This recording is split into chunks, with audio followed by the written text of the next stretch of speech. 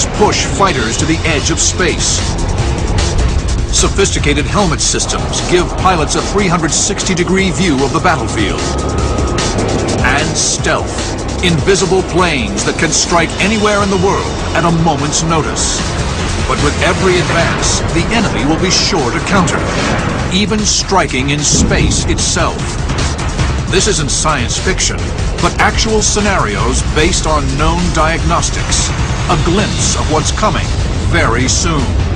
Experience what will be. Dissect the tactics.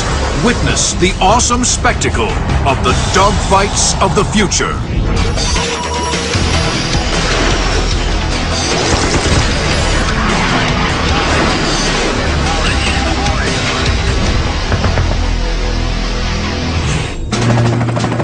June 20th, 2016. A United States Coast Guard air rescue helicopter races into hostile territory. America's military is on high alert. A civilian aircraft has been shot down by a foreign power, and a rescue effort must be mounted. To provide air cover, the Air Force scrambles a flight of 4 aircraft. F-22 Raptors, the most formidable fighter aircraft ever constructed.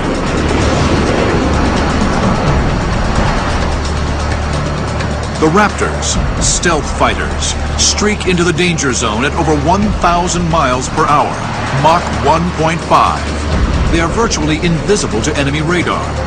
The F-22 is just one of a lethal new breed of fighting machine that even now are redefining aerial warfare. Quantity is a quality all of its own, and the Western world is very much putting its eggs in the basket of high technology, fewer numbers that can achieve the same effects on the target because you have precision and stealth. These amazing machines are the culmination of a century of fighter aircraft development. The first combat aircraft, or so-called Generation 1 fighters, took to the skies in World War I. Planes like the Fokker D-7, SPAD-13, pioneered fighter aviation, topping out at just over 100 miles per hour. Generation 1 reaches its apex in World War II. Planes like the P-51 Mustang and German Bf-109 could fly and fight at well over 400 miles per hour. But by the close of that war, the first Generation 2 fighters, jets, upped the ante. One of these, the German Me-262, could fly over 500 miles per hour. After the war, the United States and Soviet Union developed their own Generation 2 aircraft, like the F-86 and the MiG-15.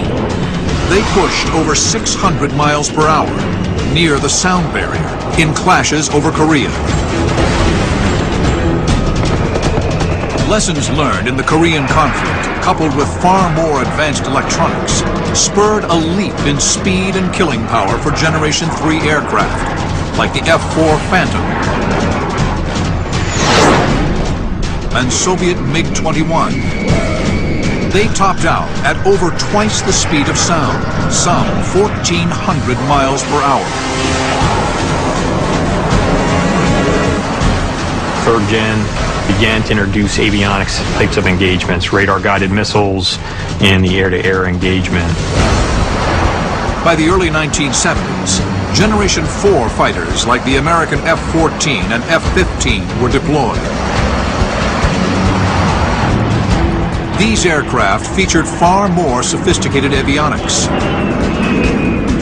The electronics suite that supports navigation, radar, and weapons. In developing the Gen 4 fighters, not only did they have a whole lot more computer power to work with, but it was a mindset change to create the ultimate killing machine.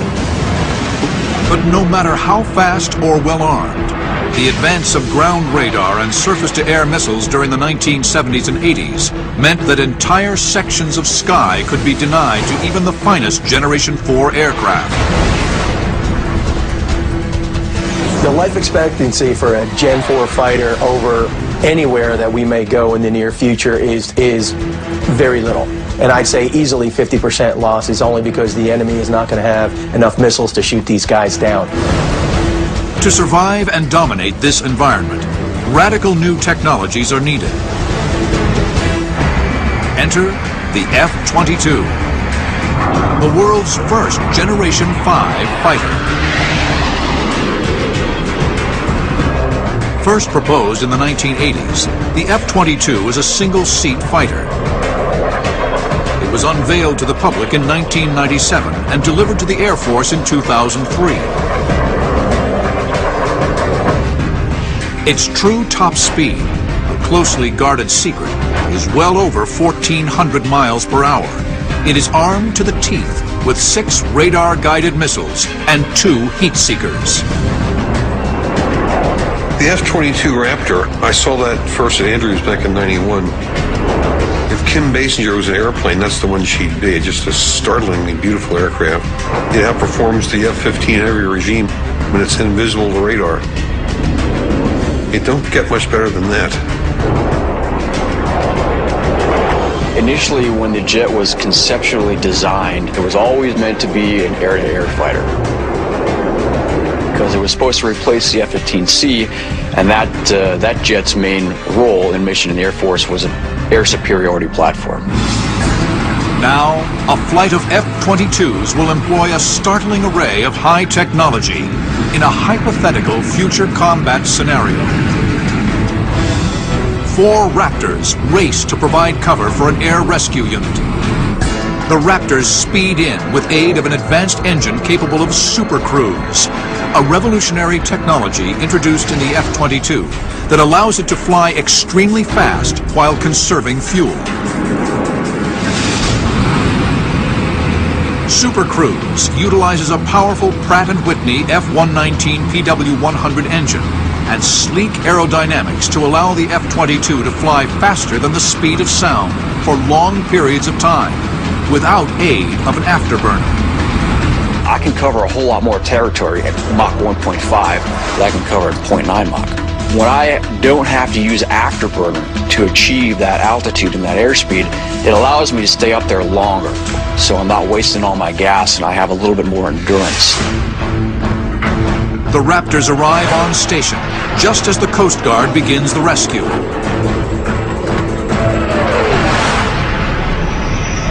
Then, the Raptors detect a formation of 14 enemy MiG-29s on radar. Suddenly, with no warning, the MiG-29s fire on the rescue helicopter.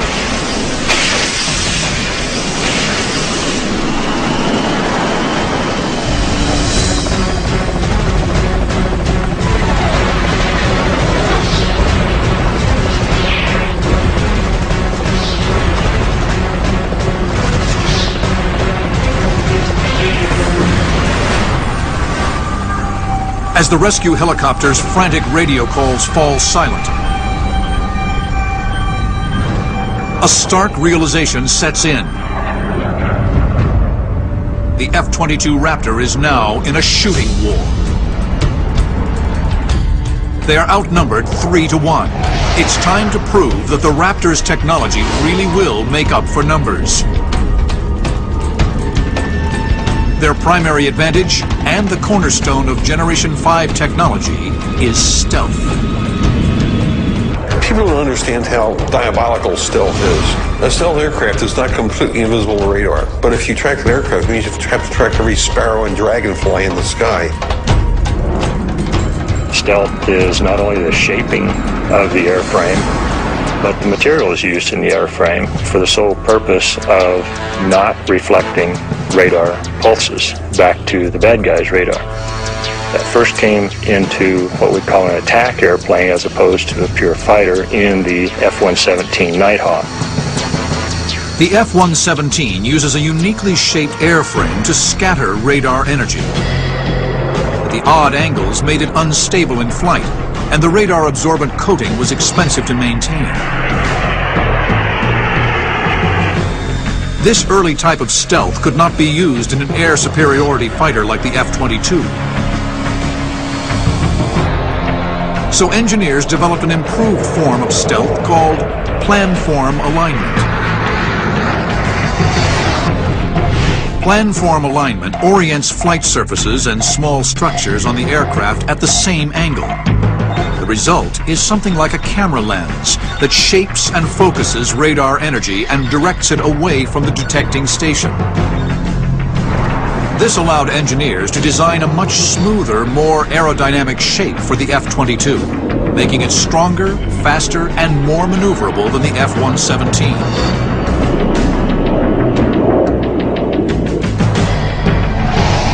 In this modern era of stealth combat, there are two types of fighters: stealth fighters and targets.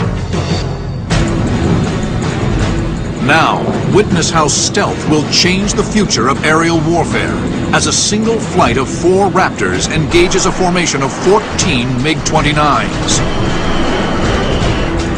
The F-22s are invisible to the enemy. They can pick where and when to begin the fight. Any other 4th generation fighter aircraft in the world, for the most part, what they're going to see when they're being targeted by a flight of Raptors is nothing. The Raptors obtain lock and fire. The missiles deploy from internal weapons bays. If the missiles were mounted externally, the F-22's stealth outline would be broken. Warnings blare in the MiG-29 cockpits.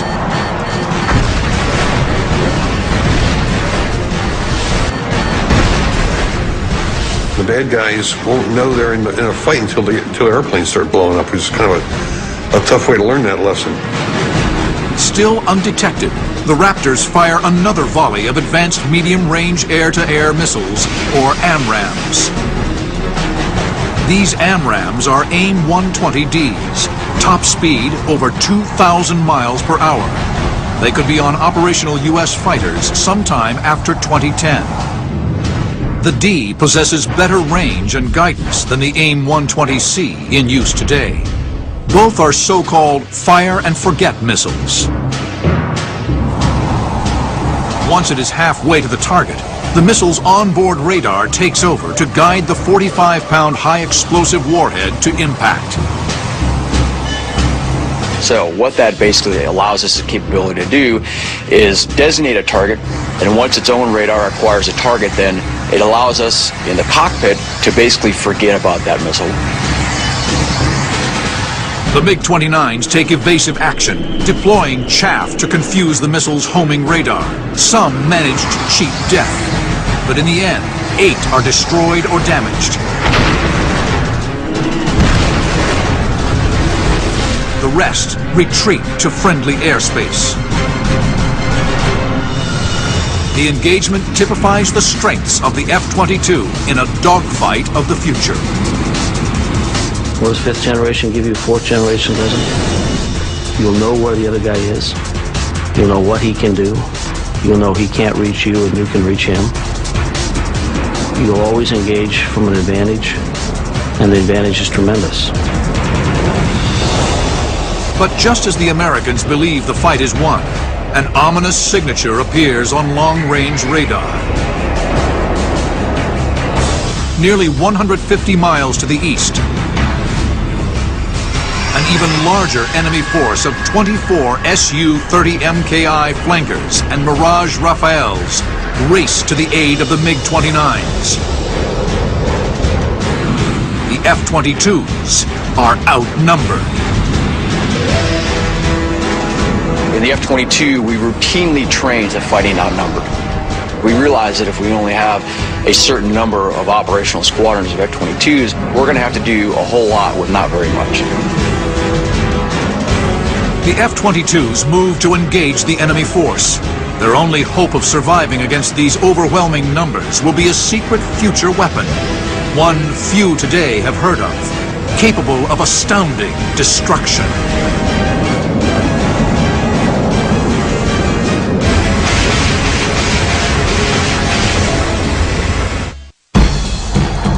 June 20th, 2016. In a hypothetical combat scenario, based on what we now know of future aerial warfare, a flight of F-22 Raptors engages a large formation of 24 Su-30 MKI flankers and Mirage Rafale fighters.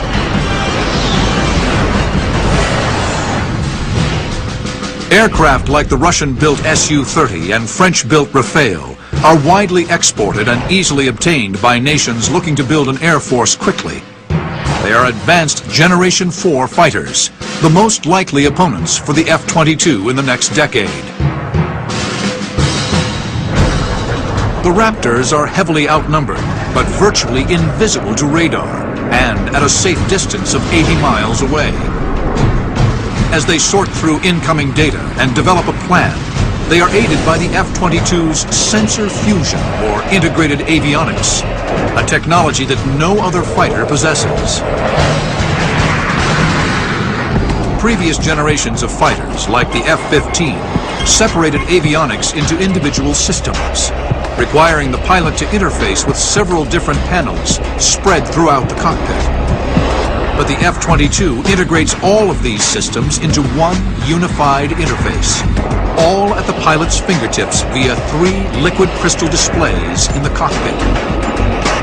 What pilots don't lack for is data. What they need is information. And sensor fusion gives them information instead of just lots of data from different sensors. With this, the pilot spends less time monitoring basic systems and more time making combat decisions. It creates an outstanding situational awareness picture for the pilot. You see the bad guy farther away, he doesn't see you. And then you get the first look, first shot, first kill. And the more of those that you can do before he even knows you're in the area, the war can be over very quickly. Between them, the F-22s only have 12 missiles left. They'll need more firepower to engage the huge enemy formation in front of them.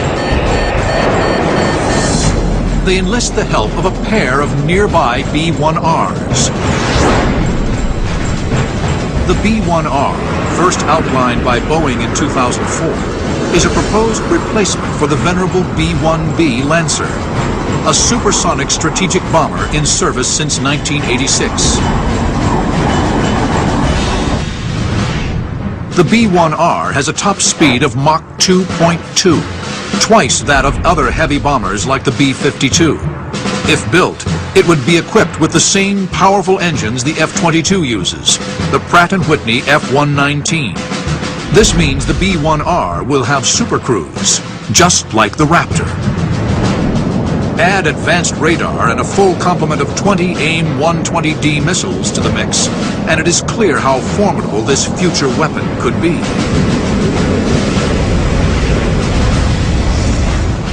Let's say we have a Raptor that's able to detect, localize, and fix an enemy aircraft. Transmit that information back to a command and control circuit or to the bomb truck or the missile truck itself. And then have the missile truck fire the missile against the enemy. The large aircraft, like a B-1, can carry so many missiles that it doesn't really impact when one is fired. And they can also afford to fire 2 or to ripple missiles if they need to. This sort of highly technological teamwork between multiple air assets is another key aspect of how a future air war will be waged. Before the B-1R attack, the stealthy Raptors will engage the enemy formation by firing their remaining radar-guided missiles. Not enough to take out the whole formation, but enough to sow confusion and panic. They hope this will protect the unstealthy B-1Rs from counterattack. The Raptors move in. A complete radar portrait of the enemy force is drawn from sensors all over the F-22. Even the skin of the plane itself is a sensor, called the Distributed Aperture System. What that is on each of the aircraft's skin, along the wings, there's thousands of tiny little receivers, passive receivers, that can take in signals intelligence. These are very good for missile warning. They give you a very good idea of what's coming at you. The F-22s fire their remaining AMRAAMs. All that's left in their weapons bays are close-range, heat-seeking missiles. The volley tracks the enemy formation, boring in on their mark at over 2,400 miles per hour. At this speed, it takes just 7 seconds for the missiles to cover the final 5 miles to the target. All of a sudden, the bad guy's flight starts falling apart. Everybody's scrambling, try to get away from the missiles. Chaff, flares, whatever it takes. Then, the Americans complete their 1-2 punch. Like a team of Special Forces soldiers deep in enemy territory, the F-22s, still undetected, relay targeting coordinates to the B-1Rs via a secure broadband data link. They ripple fire missile after missile from the AMRAAM's maximum effective range of 120 miles. It's a 21st century version of the Archer's fusillade in medieval combat. Missile warning radar in the enemy cockpits once again raises the alarm, but to no avail. The enemy is too disorganized from the Raptor attack to effectively counter.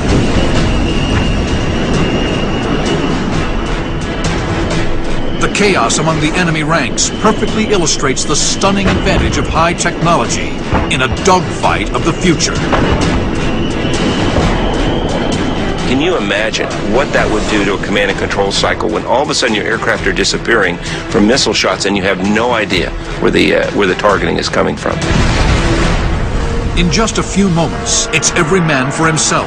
Radio chatter is intense as the enemy tries to determine who is alive and who is dead. But among the confused and scattered formation, a handful of pilots flying French Rafales managed to survive the storm of AMRAAMs from the B-1Rs. Here's how. In order to defeat a missile that's been launched on you, first of all, you've got to know it's coming. So you've got to have a good radar warning system that's going to let you know, A, you're locked on, and B, there's been missile launch at you. The AMRAAMs fired by the B-1R use Doppler shift in the radar returns to calculate path of travel, speed, and distance to a target. For the Rafales, survival depends on understanding this and knowing how to overload the missile's tracking system.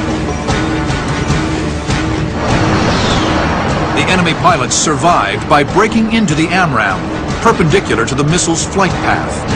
Then they released chaff, strips of aluminum that reflect radar energy.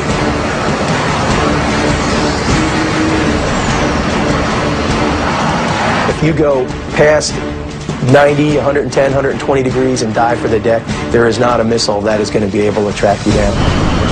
The 6 remaining Rafale fighters now move against the distant B-1Rs, the only target their radars can find. A volley of missiles roar past Mach 3 in pursuit of the B-1s. This moment in the dogfight demonstrates just how vulnerable an unstealthy Generation 4 aircraft will be in a future air war. The aircraft is damaged, but not knocked out. The B-1 pilots go full throttle, with a top speed over Mach 2. They're fast, but not fast enough to outrun a Rafale in full afterburner. Their hopes rest on the dogfighting prowess of the F-22s, who move in to engage the enemy within visual range. This battle will be decided up close and personal, with the F-22s in full sight of the enemy. It is the year 2016. In a hypothetical scenario, 2 American B-1Rs were just attacked by enemy Rafales.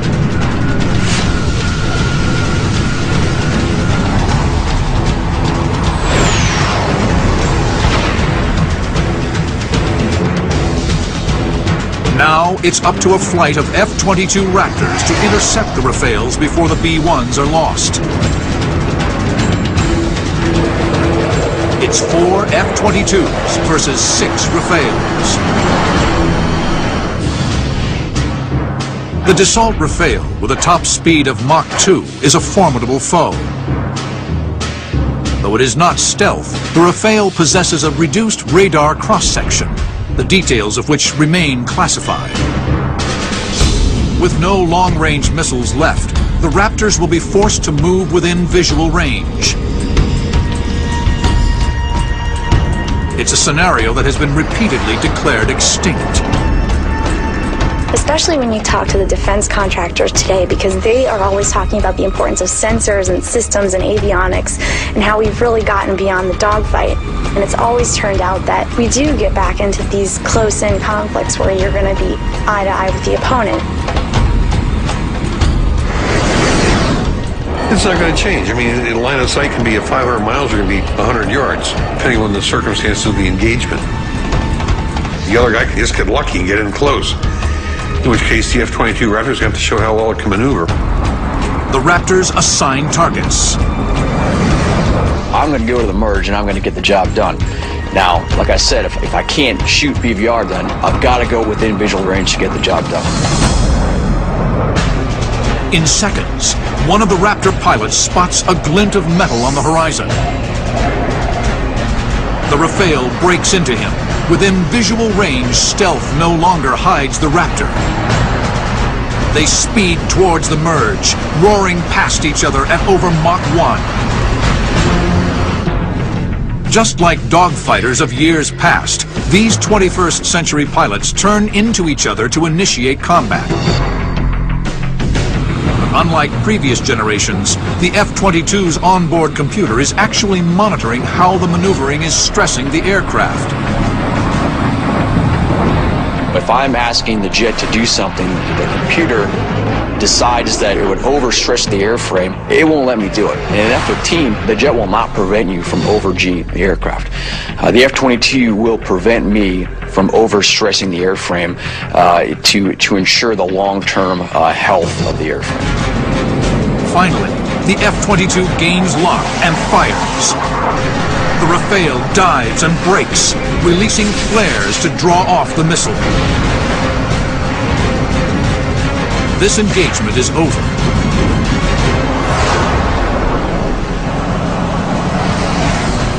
But 3 miles away, another Raptor battle is just beginning.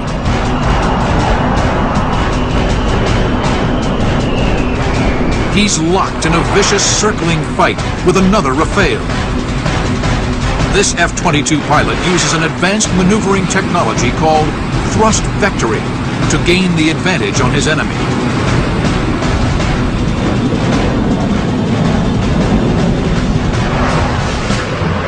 Thrust vectoring was originally developed in the 1960s for aircraft equipped with VTOL and STOL, or vertical takeoff and landing, and short takeoff and landing. Engineers quickly realized the benefits of the technology for tactical maneuvers. Thrust vectoring is basically taking the exhaust out of the back of the engine and being able to steer it in a certain axis of flight. It's almost like a garden hose effect, if you will. If you turn the garden hose on full blast, that nozzle that the water's coming out of is going to push that hose around in a circle. A handful of Generation 4 fighters, like the Su-30 and MiG-29, incorporated thrust vectoring. But not the American F-15C. The Air Force made up for this by perfecting the technology in the F-22 Raptor. As the Raptor turns, the aircraft's onboard computer makes tiny adjustments of the thrust nozzle to improve the turn radius of the aircraft. Everybody talks about thrust vectoring as if there's some magic switch you push or something like that. There's not a light that comes on that says thrust vectoring's working. And so it's blended very smoothly. The pilot has no idea when it's moving. And so it's just effortless. The airplane flies and points and does what he wants it to do.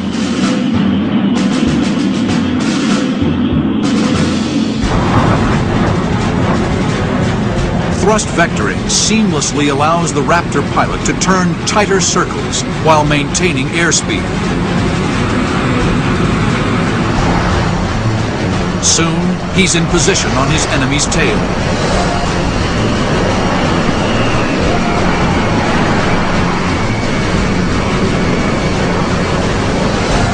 But suddenly, a second Rafale crashes the party. The enemy gains a faint lock on the F-22 and fires. A missile warning blares in the Raptor pilot's helmet. If I'm looking back over my shoulder and I see a puff of smoke and a missile flying my way, there are certain evasive maneuvers that I will take as a fighter pilot to try and defeat that missile. It's a combination of maneuvering and chaff and flares. The F-22 easily breaks the missile lock, but the maneuver has put him out of position. Now he must work with his fellow pilots to turn the tables. The scenario where I'm in my fighter and I'm in a world of hurt and I need some help. My buddy, who I've been training and flying with for 5 years, that guy or that gal will stop at nothing to come and put their life on the line to save mine. Voice communications between pilots are handled by the Raptor's integrated avionics system. The second Raptor quickly comes to the aid of his fellow pilot.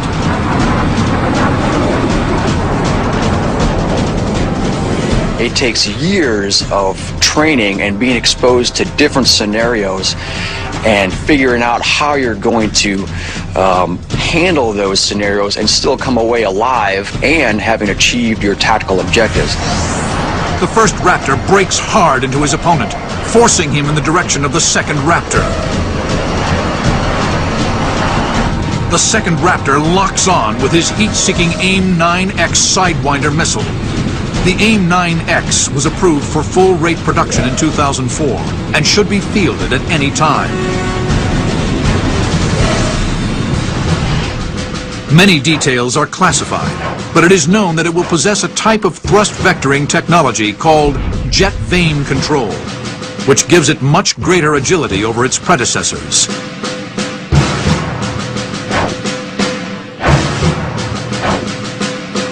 The AIM-9X can also lock onto targets up to 60 degrees angled off its nose, known as an off-bore sight shot.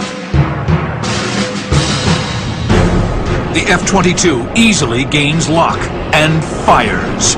The Rafale is obliterated. But the first F-22's not out of the woods yet. Another enemy missile rockets toward him. He brakes, releasing flares. The missile lock is broken, but the enemy is still on his tail. He must do something drastic. The American will perform a dazzling maneuver called Pugachev's Cobra, named for a Russian test pilot who first performed it. He'll use thrust vectoring to force his tail down and his nose up.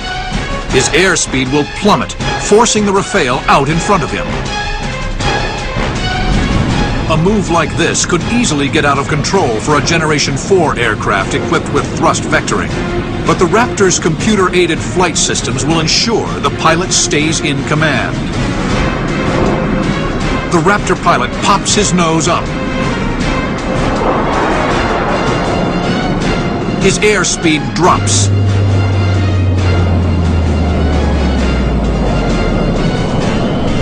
The Rafale fights to stay in the turn, but has no chance. He shoots past the Raptor.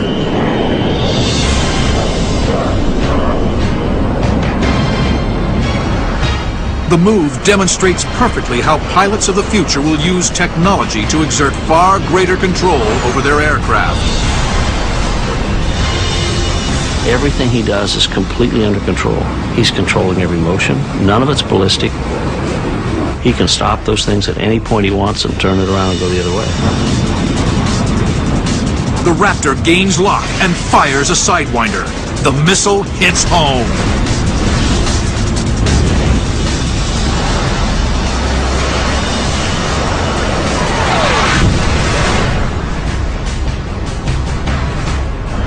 The rest of the enemy force flees south. The Raptors could pursue, but they choose not to.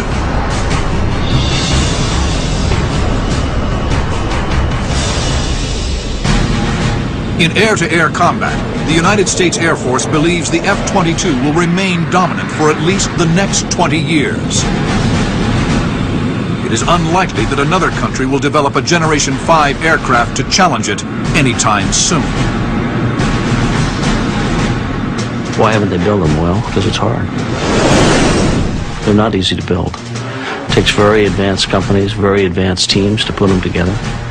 It is attention to every detail. The F-22 may have control of the air, but historically the greatest threat to a fighter pilot comes from the ground. The greatest threat now to really any of our platforms is that very highly sophisticated and integrated air defense system. Americans have already encountered integrated air defense systems over Bosnia and Iraq. An IADS can be implemented much more readily than a top-of-the-line Air Force, which requires billions of dollars and a top-tier pilot training program. An IADS, composed mainly of radar networks and surface-to-air missiles, have been the main line of defense in most Middle Eastern countries for decades. Those are the systems that can find you, potentially, and track you and launch on you from 100 miles away. That is a pretty impressive brick wall that a country can put up if they don't want you to come into their territory.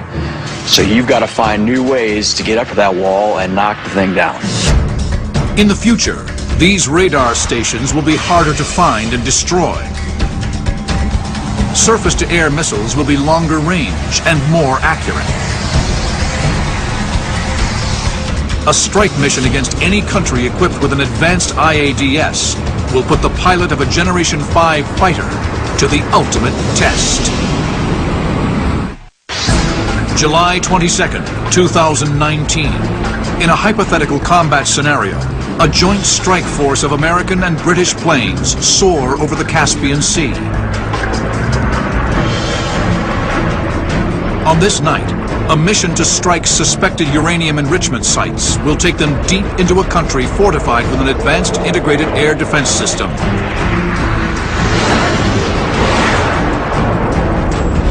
At the tip of the spear will be a formation of 4 F-22s escorting 12 F-35 Lightnings, the Joint Strike Fighter.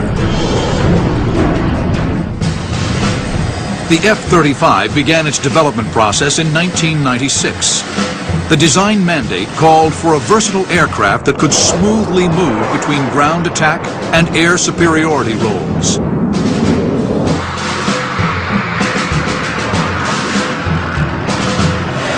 The F-35 was meant to replace other strike aircraft like the F-15E, F-16, and F-18. It is hoped it will be the world's premier strike aircraft for the next 30 years. The only airplane out there that the F-35 is going to have any trouble with, would even be parity with it, would be the Raptor. Nobody else will be close. With a single powerful engine, the F-35 tops out at Mach 1.6, but it lacks supercruise and thrust vectoring. Still, it incorporates the same stealth characteristics as the F-22 and can be every bit as lethal in air-to-air combat. F-35 is more optimized for both the air-to-air and air-to-ground kind of role that it's involved in. A little less maneuverable than an F-22, but certainly comparable to all the fourth-gen aircraft. It is a single-engine fighter, carries about 18,000 pounds of gas on it, so it will be able to fly at very, very significant ranges on a single engine. In a future air war, the F-35 will perform a variety of functions, as opposed to the F-22, which is specialized for air-to-air combat. The F-35's airframe is easily and cheaply adapted for many types of missions. Variants are already being built. One is an Air Force mission from fixed base.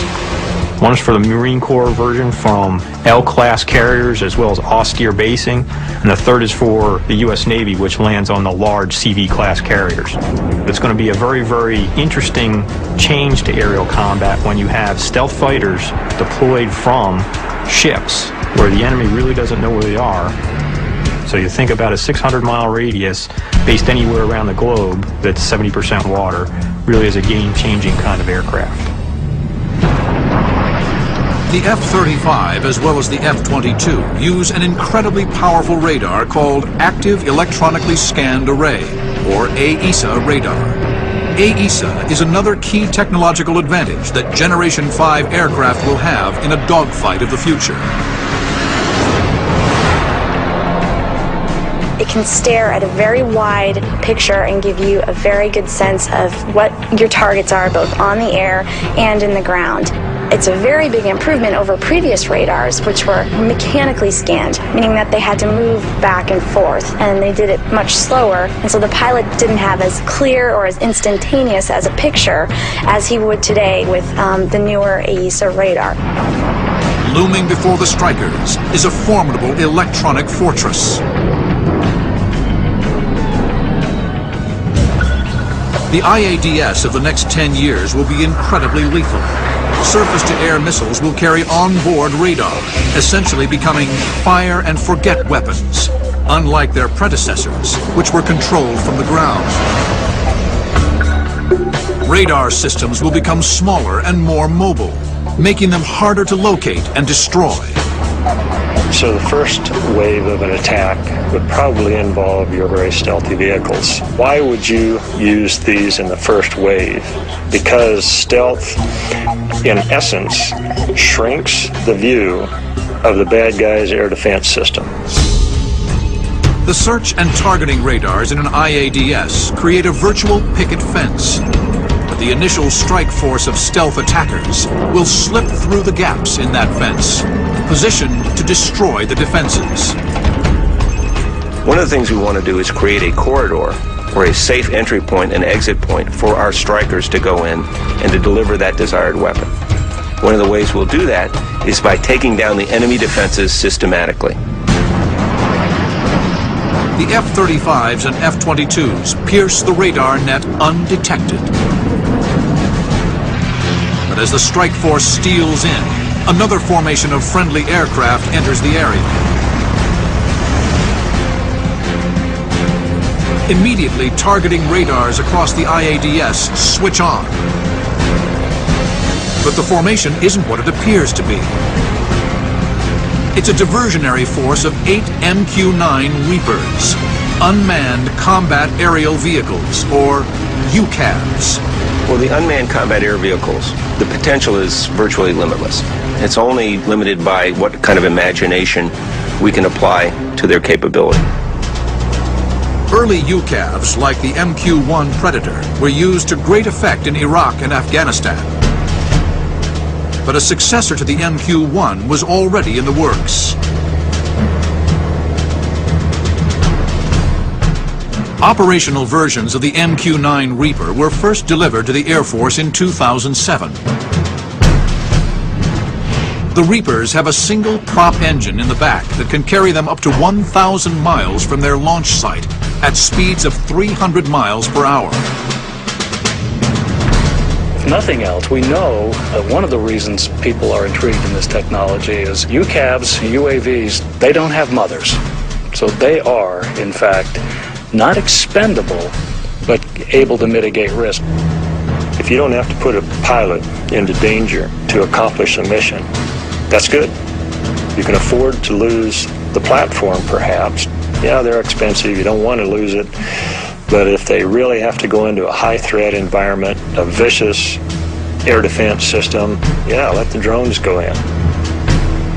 For this reason, UCAVs will be an integral part of any future air campaign. The formation of MQ-9 Reapers trips the enemy's air defenses. Surface-to-air missile sites launch. A bevy of SA-23s race toward their targets at Mach 4.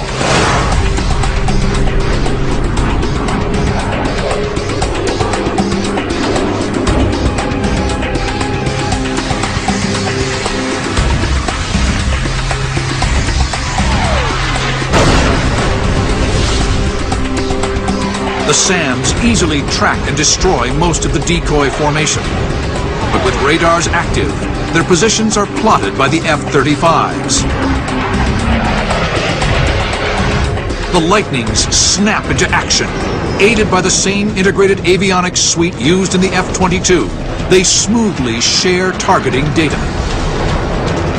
And overall, this ability to send messages between the cockpits can't be underestimated, because when you look at your fourth generation fighters, you're in an F-16, you're always looking around you, where's my threat, and trying to build that picture all the time. Well, if you're in a Joint Strike Fighter, you have the ability to instant message your images between each other. So all of a sudden, you're looking at the exact same threat, and you both have the exact same concept of what kind of fight you're going to be in. Two of the F-35s roll in to deliver AGM-88 harms against radar tracking stations.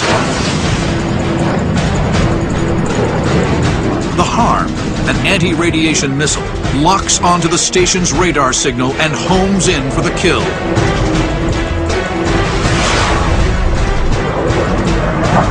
Two more F-35s fire on the SA-23 launch sites.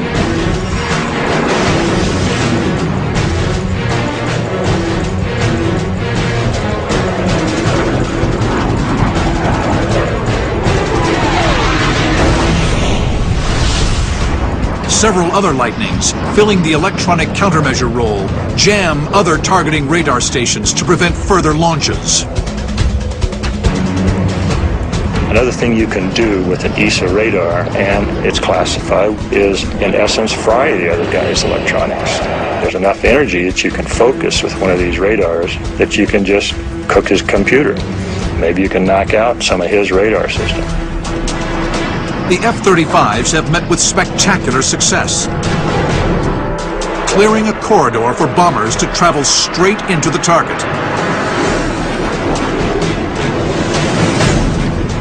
A pair of B-2 Spirits, the venerable stealth bomber, now enter the corridor on a final run-in.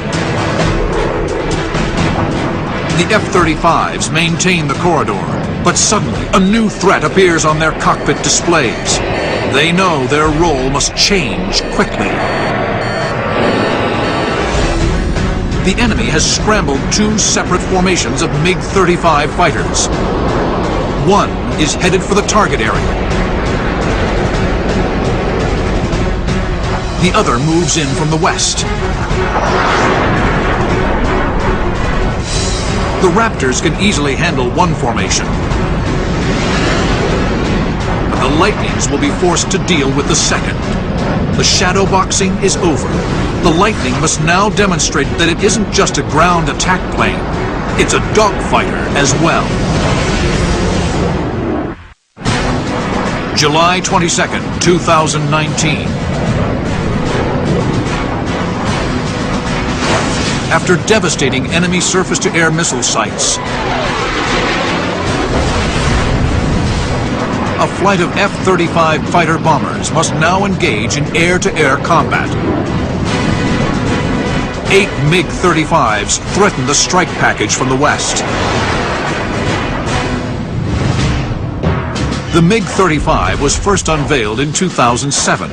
The successor to the highly regarded MiG-29, the MiG-35 utilizes a thrust vectoring engine, AESA radar, and advanced avionics. Like the MiG-29, the Russian-built MiG-35 will be heavily marketed to foreign buyers. Although stealth aids the coalition forces, a pair of B-2 Spirits en route to the target area are still in danger. At close range, the enemy may be able to resolve even the low cross-section of a B-2. Probably the most wonderful thing you could have as a MiG pilot would be to see a big, large black Dorito chip flying at 0.7 Mach at 35,000 feet over your homeland, and saddle up for a guns kill at 500 yards behind it.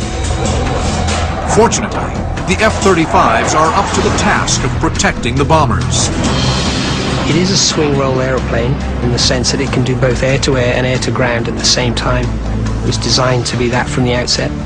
It's got a lot of thrust. It's got a very low wing loading. It's very easy to fly. The F-35 pilots move into combat spread, careful not to engage the afterburner with its highly visible thermal trail. They seamlessly share targeting data and coordinate a long-range assault. Like the F-22, they are aided by an integrated avionics system that makes these tasks much easier than in previous generations of fighters. It's a lot like going from an old DOS operating system on an IBM PC in the 80s to a Macintosh, Windows, very intuitive kind of environment now. We have examples where you take brand new second lieutenants out of the Air Force and drop them in the simulator, and they hop in, they see where the targets are, they engage them in 20 or 30 minutes, and they hop out with a grin on their face saying, "Yo, when can I get myself one of these?" On the flight lead's command, missiles are deployed, again like the F-22 from internal weapons bays. The AMRAAMs race toward their targets. The MiG-35 use AESA radar to jam the missile's guidance. With hard maneuvering, they fight to break lock.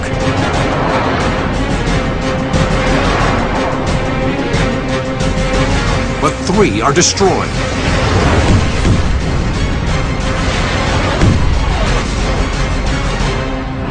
The F-35s monitor the attack from a safe distance. But for one pilot, the situation has changed. A missile has jammed in the bay door. This hypothetical illustrates that even in planes of the future, Murphy's Law is at work. The malfunction disrupts the stealth outline of the Lightning. In moments, his position is betrayed to every radar station in the area. The surviving MiGs move in to intercept. Surface-to-air missile sites track his every move. This pilot will have to use every advantage the F-35 has to get home alive, including a remarkable technology that gives him an unprecedented view of the nighttime battlefield. The helmet-mounted display. The helmet-mounted display, or HMD, is a technological marvel. First developed for advanced Generation 4 fighters like the French Rafale and the Eurofighter Typhoon in the 1980s and 90s, HMD will soon be a fighter pilot's primary tool when in combat. An American HMD has been designed for use in the F-35. And will be standard on the Lightning when it is deployed to operational units in 2010. I can't go into too much detail, but essentially in the F-35, the helmet-mounted display is the primary flight instrument. So here, the cockpit is very much designed to be secondary in some respects to the helmet. While previous fighters displayed navigation and targeting information on LCD screens or heads-up displays, the HMD projects this information onto the pilot's visor. So without looking down at anything, he can look around and scan and see where the enemies are, where his wingmen are, and begin to just select and engage them without looking down at anything. The HMD integrates radar and infrared information to present a 360-degree view of the battlefield. With this, Lightning pilots can track opponents in any direction, even directly beneath the cockpit. This is an advantage if you're in a situation where you can't turn your aircraft quickly enough to get your nose toward the target, but you want to hit that target. If you have a helmet-mounted display that can slave your weapons, then you're able to turn your head and shoot at that target before you even have a chance to get your nose on the target.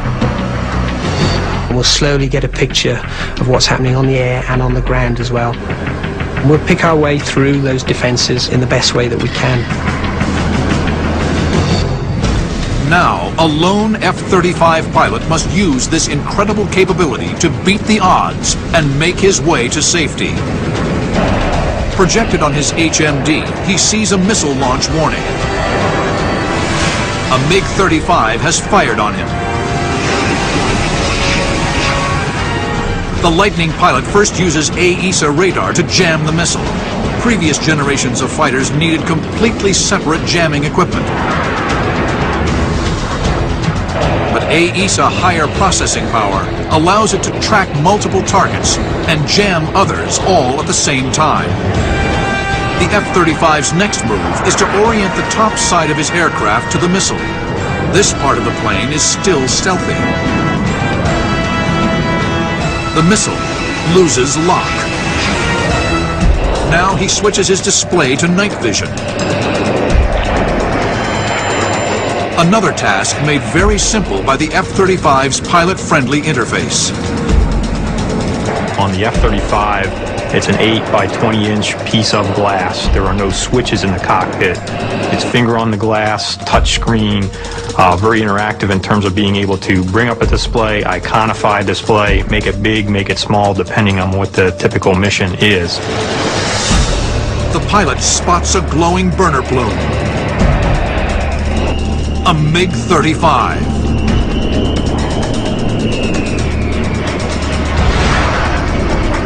The Lightning pilot slaves his missiles to the HMD. The missile's seeker head will now work to obtain lock on anything the pilot looks at. Just a glance, and the enemy's fate is sealed. But simultaneously, a SAM launch warning is projected onto the Lightning pilot's HMD. Again, he jams the missile and maneuvers against it. The HMD allows him to track the missile on its intercept course. But then another warning breaks the pilot's concentration. A nearby MiG has managed to launch a heat-seeking Archer 11 missile. The Russian-built Archer 11 has been the standard heat-seeking missile for MiG fighters since 1985. Continued upgrades will make the Archer 11 a threat long into the future. These Archer 11 short-range missiles, which are supposed to be better than the AIM-9 Sidewinder, they don't get as confused by flares as, for example, the Sidewinder on the F-22. The Lightning turns into the missile and deploys flares, but the Archer is equipped with an onboard computer that can distinguish infrared countermeasures from an aircraft engine. The F-35 is trapped, with a SAM in front and an Archer behind. To survive, he'll need the F-35's extreme maneuverability aided by its advanced fly-by-wire system. Fly-by-wire was something that was introduced on fourth-generation aircraft.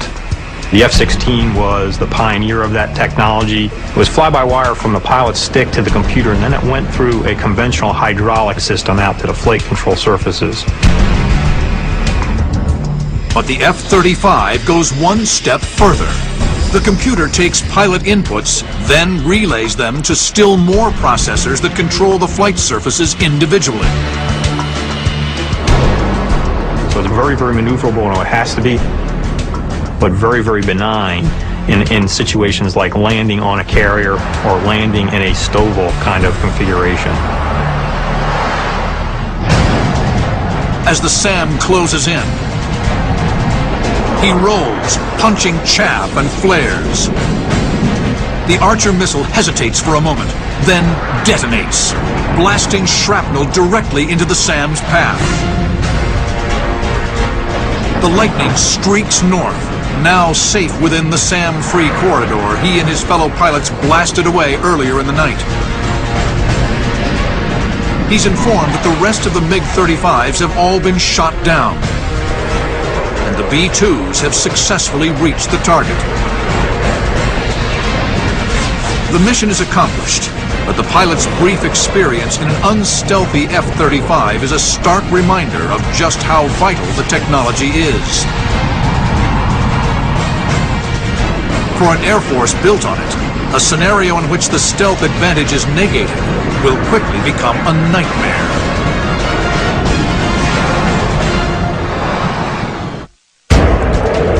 April 8th, 2027. In a hypothetical future combat scenario based on known diagnostics, a formation of 8 French-built Rafales flies a patrol over the Pacific Ocean.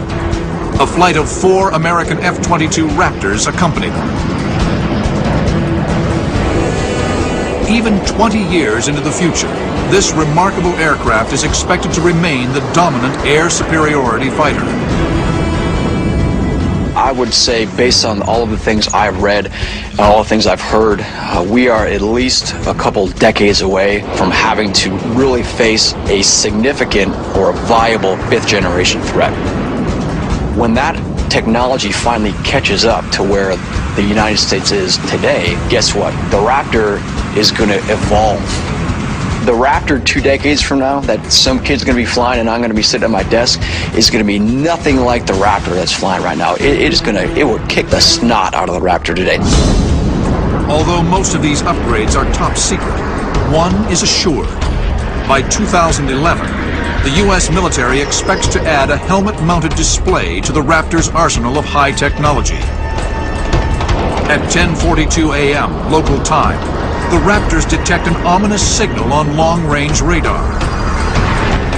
A flight of 18 Su-30s. An aircraft not flown by any allied nation. The enemy formation appears on the Raptor pilot's HMD. The Americans monitor their progress, relaying instructions to the unstealthy Rafales. At a range of 25 miles, the Su-30s fire on the Rafales. A salvo of long-range radar-guided missiles. They streak towards their target, covering 1 mile every 2 seconds. The Raptors' rules of engagement prevent them from intervening. They are forced to watch from the sidelines as 2 Rafales are destroyed.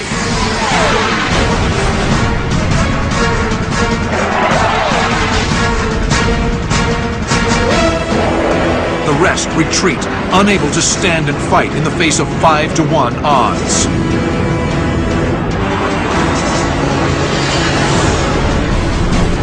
Just then, the Americans are cleared to engage the MiG-35s in a novel way. The lead Raptor data links the coordinates of one of the enemy fighters to a 767 with a circular turret on its nose. The nodule contains a high-energy solid-state laser capable of vaporizing an enemy aircraft from a range of 90 miles. The aircraft is a platform for whatever weapon you want to put on it. We started off with a gun, we went to some rockets, then we went to guided missiles. And if a beam-type weapon, a directed energy weapon, is the next step, then it's logical to expect that we'll put that on as well. It sounds like science fiction, but defense contractors are already at work on weaponized lasers. The concept dates back to the 1980s and the Reagan administration's Strategic Defense Initiative, nicknamed Star Wars. These lasers were meant to target and destroy Soviet ICBMs. In recent years, this knowledge has been applied to the development of the airborne laser, or ABL. It's just a very large laser that's mounted in a Boeing 747 type aircraft, and it has the system such that it can acquire a target, primarily a missile, but it could be a fighter, and then fire a very powerful laser beam at that target and take it down. The ABL of today are bulky chemical oxygen iodine lasers designed as anti-ballistic missile weapons. Boeing and Northrop Grumman hope the first operational test of this ABL will occur in 2009. If successful, engineers will continue work on the ABL as well as other applications of high-energy weapons. It is hoped these lasers can be mounted on multiple platforms, aircraft, ships, even tanks. Pretty soon, we are going to have those weapons. And eventually, the first time they find out we're using them tactically is when they start disappearing off the screen and we haven't fired a shot as far as being a fighter jet. When such weapons reach the field, air combat will again be revolutionized. All a pilot will need is a coordinate, and with the press of a button, destruction at the speed of light. The Boeing, safely out of missile range 150 miles away, charges the laser and fires. The beam is in the infrared spectrum and is not visible to the naked eye. One of the lead Su-30s is vaporized. The effect of the weapon is slow to sink in for the enemy formation. No one is quite sure what happened. A second coordinate is relayed to the 767. Again, the laser fires.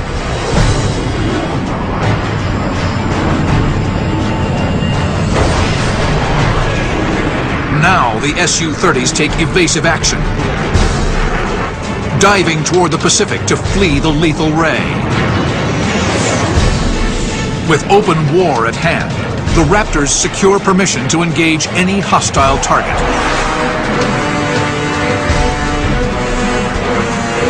Then, the Raptors' missile alarm rings out. Despite their stealth, the F-22s are being actively tracked by several Mach 5 surface-to-air missiles. In an instant, the era of stealth has ended. April 8th, 2027. In a hypothetical combat scenario based on what military experts believe the future of air combat will be, a flight of 4 American F-22 Raptors have come under attack. A salvo of surface-to-air missiles are tracking. They've locked onto the stealthy F-22s using low-frequency radar, a vulnerability of stealth technology exploited by the Serbs in Kosovo in 1999. During this conflict, an F-117 Nighthawk was lost to a surface-to-air missile that was modified to use low-frequency radar to lock onto targets. The drawback of this type of radar is the huge amount of clutter it detects. This is why no one else has been able to duplicate the feat. Though they say that low-frequency radar could possibly see stealth aircraft if it was computer-aided and they were able to clean up all the clutter and then actually focus in on a stealth aircraft. To say that's a viable option, sure, possibly. With the amount of computer power we have these days, that could possibly happen. But you still have to know exactly where in the sky to look for a stealth airplane. The Raptor pilots take immediate evasive action.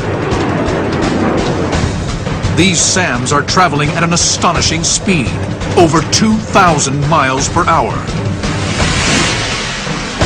The pilots cannot rely on their eyes. The missile is simply moving too fast. The HMD aids them, projecting the SAM's position on the visor so they can maneuver. One missile finds its mark.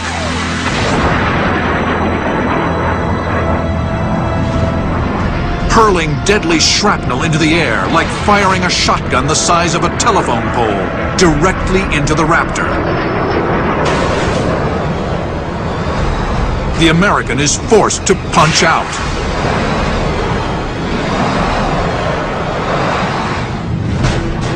With quick thinking and aggressive maneuvering, the 3 remaining F-22s defeat their missiles and retreat.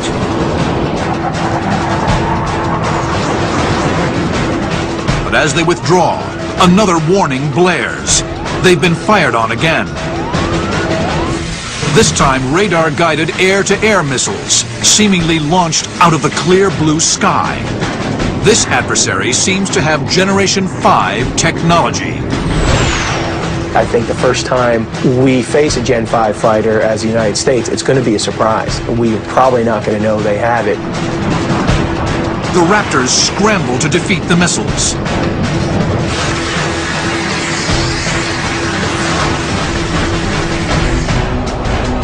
Then they pick up several faint radar contacts. Enemy aircraft moving towards them at Mach 2.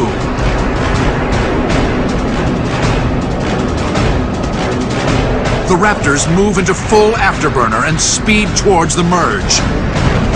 Efforts to gain a lock for an AMRAAM shot fail. Moments before they reach visual range, AWACS confirms the identities of the mystery planes. Russian-designed Sukhoi Su-47s.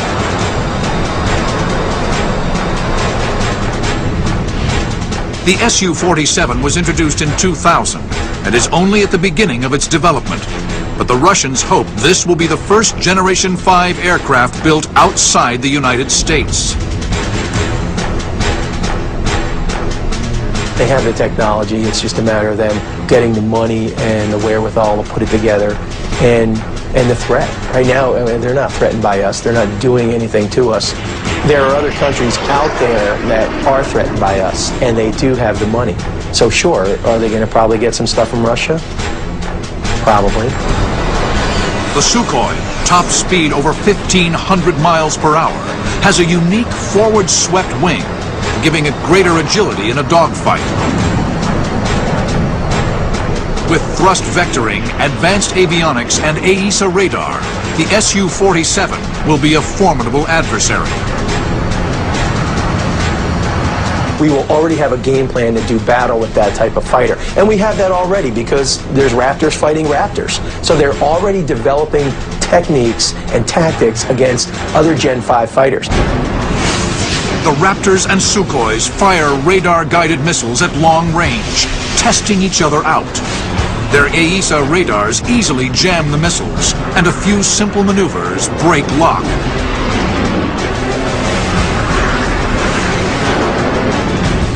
In this scenario, technology is a virtual wash. It's pilot versus pilot.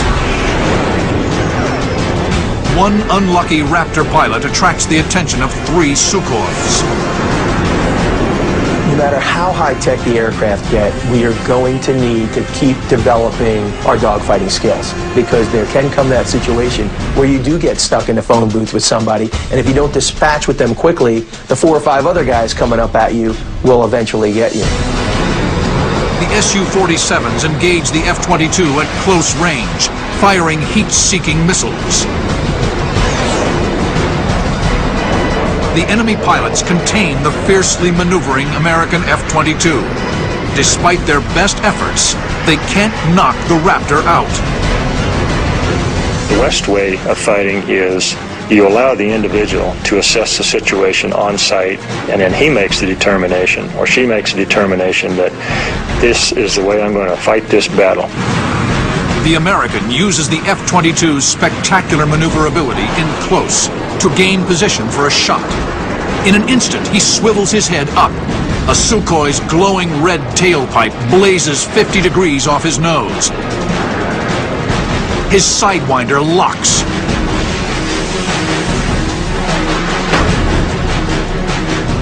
The missile streaks in. Its continuous rod warhead, a packed ring of welded steel rods, bursts open inside the aircraft. That's why we are training our people to do air-to-air combat as well as air-to-ground, and not just beyond visual range air-to-air combat. We're still teaching basic fighter maneuvers, how to handle the close-in fight. The Raptor quickly rolls and turns. The Sidewinder shot has improved the odds, but a quick check reveals he's now in a dangerous position, sandwiched between the 2 remaining Sukhois. Quickly, the American formulates a plan, one that harkens back to the golden age of dogfighting. In the event the worst case happens, and you do get into close quarter combat, you still want to have the ability to fight your way out with a gun. The Raptor is equipped with a single Vulcan rotary cannon, mounted in the starboard wing root with 480 rounds of ammunition, strictly for close encounters. The gun in the Raptor is really designed to be an air-to-air weapon. The gun is an effective weapon. With some of the new bullets, the ranges go up quite a ways. Past generations of fighters have made the mistake of not carrying a gun. Most notably the F-4 Phantom. When it took to the skies over Vietnam in the 1960s, it was roundly criticized by pilots. Missiles of the time were unreliable, and without a gun, pilots had no backup.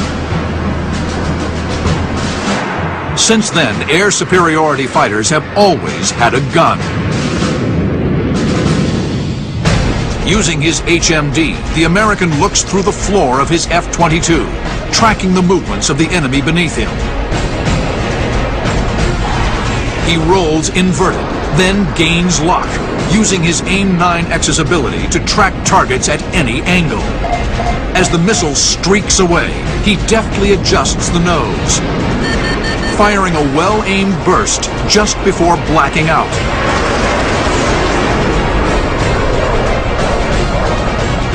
He comes to just in time to see the missile impact the first Sukhoi. Now alone, the American tries to re-establish contact with his fellow pilots. One other has survived the lopsided battle. 2 Raptors were lost in the engagement. The enemy, badly mauled, is in open retreat.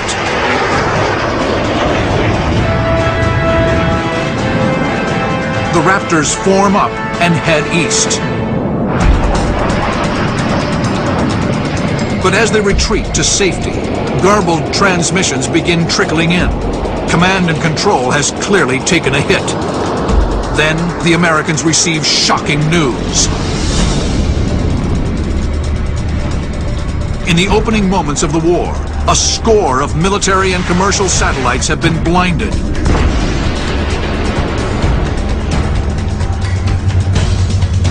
The battle has moved to space.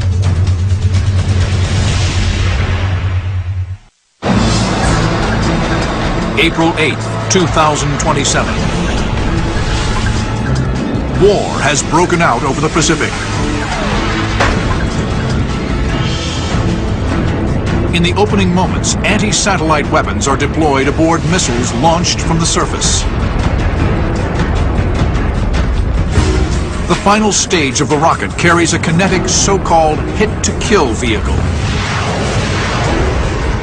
to a devastating collision with an American military satellite. The hit-to-kill concept is purposefully simple, since the kinetic energy of an object traveling 7 miles per second is more than enough to destroy a satellite. There is no need for more complex and expensive explosive warheads.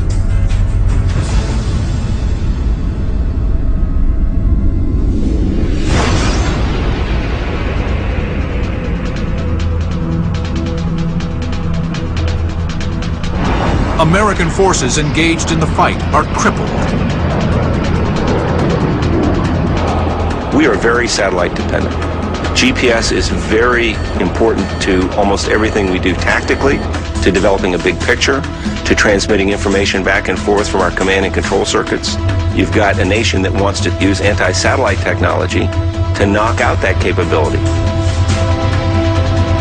Just talking in the military sense, we do rely on the spaceborne platforms for a lot of information: intelligence, surveillance, reconnaissance, communications, missile warning, navigation, and even weather. At present, no government publicly acknowledges the development of space weapons. But in February 2008, as a test, the U.S. shot down one of its own aging spy satellites. Seen here in the actual footage, a modified anti-aircraft missile was launched from a ship. The collision was designed to destroy the satellite's fuel tank, full of toxic hydrazine. Upon impact, an explosion. The gathering vapor cloud indicated the mission was successful. This test was performed in response to a similar feat by the Chinese in 2007. To defense experts, this points to a clear desire to potentially project military power into space. Going clear back to winning the West days, the cavalry really wanted that high hill for observation purposes. Well, for many decades now, space has been the high ground. If you are an adversary knowing that that has become such a strength, maybe a dependency, therefore maybe a vulnerability, it is very possible, it's not unreasonable, to think that an adversary might use space as a medium for denial as well. But satellites could also be disabled without destroying them. Powerful ground-based lasers could be employed, targeting the satellite's optics. Our satellites have experienced something they call dazzling. So lasers fired from the Earth into optical systems on our satellites can temporarily blind them or blind them permanently if they hit the right sensor in the optical system to where you burn it out or you just flash blind it. Just then, the Americans detect a fast-moving vehicle skipping through the upper atmosphere at Mach 18, 9 times faster than anything in the air today.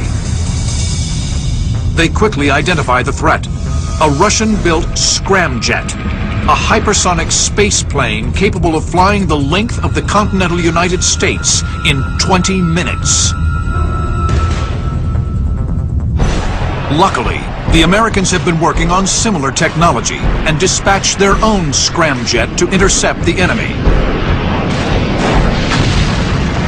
The history of air combat has always been measure, countermeasure. As soon as somebody develops a capability, somebody else will develop the counter capability to that. Since the 1970s, spaceplane technology has been viewed as a possible method of hypersonic travel at speeds in excess of 3,000 miles per hour. This concept was made famous by the Rockwell X-30 in 1986, seen here in animation produced at the time.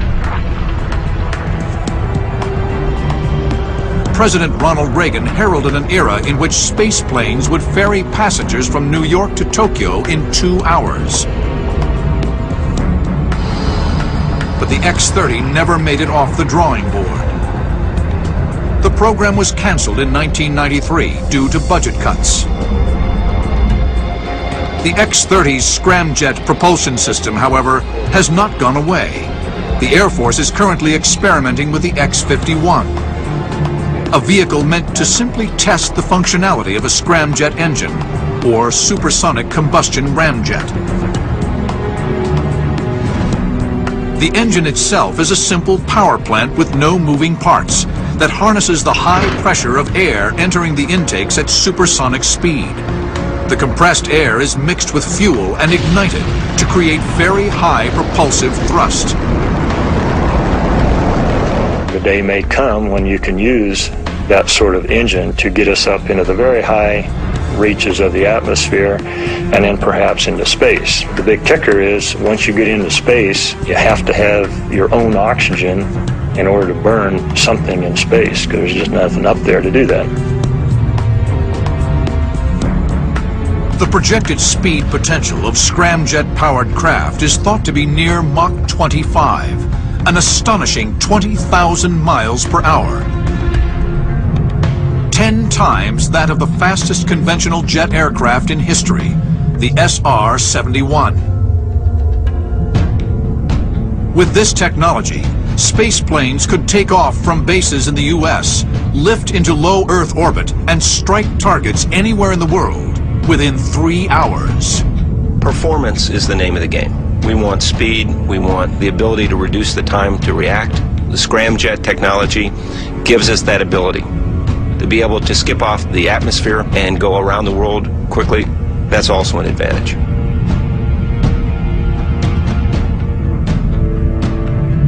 Both spacecraft accelerate, slipping free of Earth's atmosphere into orbit 100 miles above the surface. The American maneuvers within range of the enemy scramjet. Since conventional missiles are useless in the vacuum of space, the only armament the scramjets carry are beam weapons, high-energy lasers similar to those currently being researched for missile defense. The stage has been set. For the first time in history, 2 pilots will duel to the death at the very edge of space.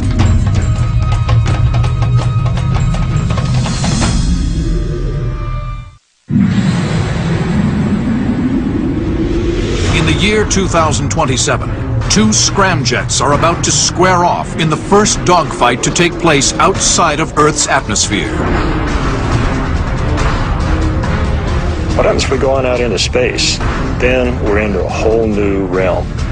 What does that mean in terms of fighters? Well, if you're going to have two space planes duking it out in Earth orbit, we have to change a lot of things because physics rules out there no different than it does in the atmosphere. Tactics instinctive to pilots for nearly a century are suddenly obsolete. Orbital mechanics, not aerodynamics, govern the maneuvers. The way you can think about being in orbit is a rock on the end of a string. Because you move the rock fast enough, the string stays taut and the rock stays out there. If you quit swinging, the rock falls then. The same thing happens to a spacecraft. That if it slows down, it falls towards the Earth. The only way it stays in orbit is to maintain a minimum speed. If it speeds up, it'll go to a higher orbit. The American scramjet carefully maneuvers closer to his adversary. The jockeying for position in orbit is slow and deliberate, a far cry from the turn and burn dogfights of the first 100 years of aviation.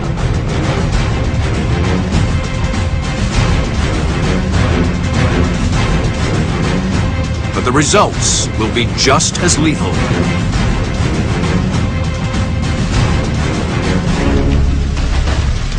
The Americans' only weapon is a high-energy laser, the most plausible weapon for a space plane to use. Recoil from conventional weapons like guns or missiles would drastically affect the scramjet's position in orbit. The American finally positions himself for a shot. The laser charges. He fires. The invisible beam arcs out, boring through the enemy scramjet's engine. The laser is not strong enough to burn through its tough outer hull, but it doesn't need to. As the scramjet decelerates, he drops into the atmosphere. The friction of re-entry superheats the aircraft. The tiny surface damage near the scramjet's engine cracks and opens. Soon, the entire vehicle breaks apart.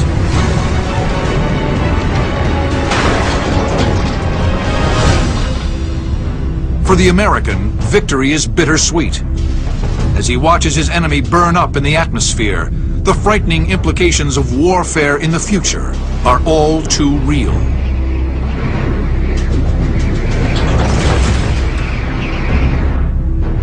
From here to the very edge of space,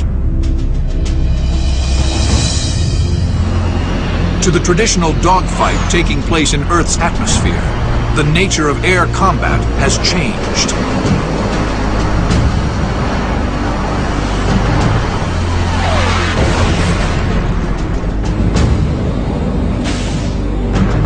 The air combat situation doesn't become less complex, it becomes more complex. Now you have more variables.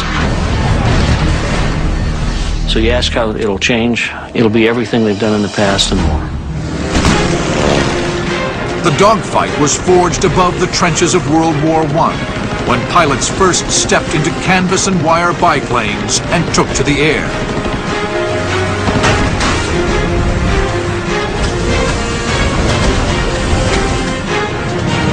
Its golden age came 30 years later, when incredible, powerful piston-driven fighters clashed over Europe and the Pacific.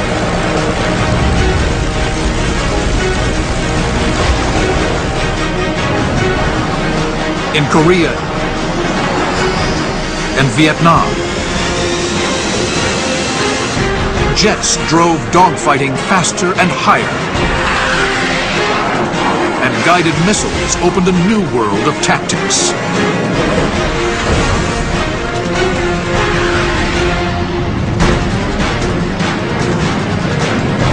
The modern age of air combat has seen astonishing leaps in technology. And there is no reason to think this progress will be slow.